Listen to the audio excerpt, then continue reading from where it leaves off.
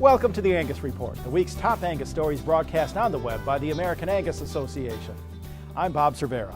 Our top story for the week: the Beef Improvement Federation is considered one of the most thought-provoking and innovative programs in beef genetics. Industry leaders, veterinarians, and cattle producers from throughout the country will meet at the annual conference themed Gateway to Profit, and it's set for June 28th through July 1st in Columbia, Missouri.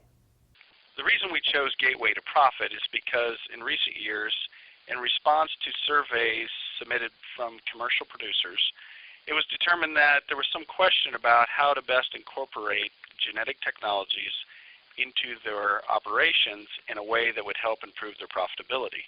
And so that will be the focus of this year's conference. But we are also very excited about some morning sessions that focus on profitability directly, specifically how to fit genetic selection decisions into improving the profitability of your program. We're also excited that at this year's BIF conference, we will premiere the BIF Roy Wallace Scholarships.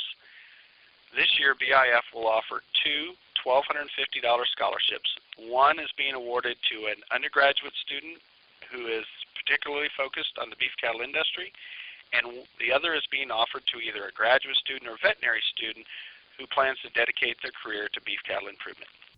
Tours of local cattle operations, educational destinations, and social events are also planned. Visit angus.org and bifconference.com for further coverage. The National Junior Angus Show is also around the corner. More than 600 youth are expected to rush to the Rockies July 11th through the 17th in Denver, Colorado. The week-long event includes the world's largest single-breed cattle show, several contests, and social events. The show is an annual summer highlight for many Angus families. Juniors participate in our National Junior Angus Show for a variety of reasons. One is to show Angus cattle, obviously, but it's so much more than that, as it is extended with other contests and events that are based on education, public speaking, a variety of things that they can compete in. In addition to that, we have social networking that occurs at an extensive level at that particular event.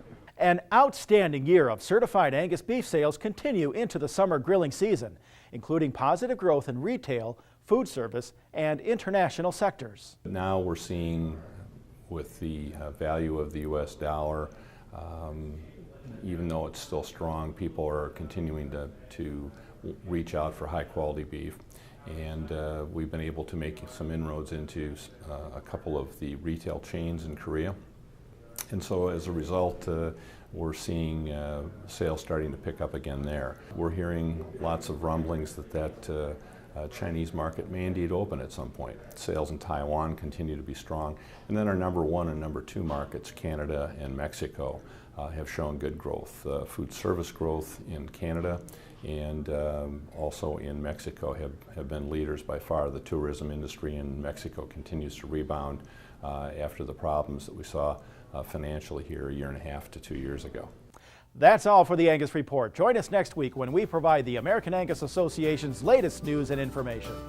Until then, visit our website, Facebook, or Twitter pages for articles, videos, and more information. Thanks for joining us.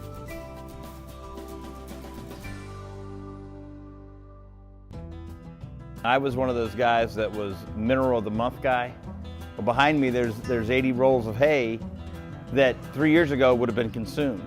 And by using the VitaFirm products, we were able to get better utilization of our hay during the feeding process. You know, these 80 rolls represent $50 per roll, which is $4,000 savings. This is hay that I can use again next year, that I will use next year. That's why I stayed with VitaFirm. I mean, it worked.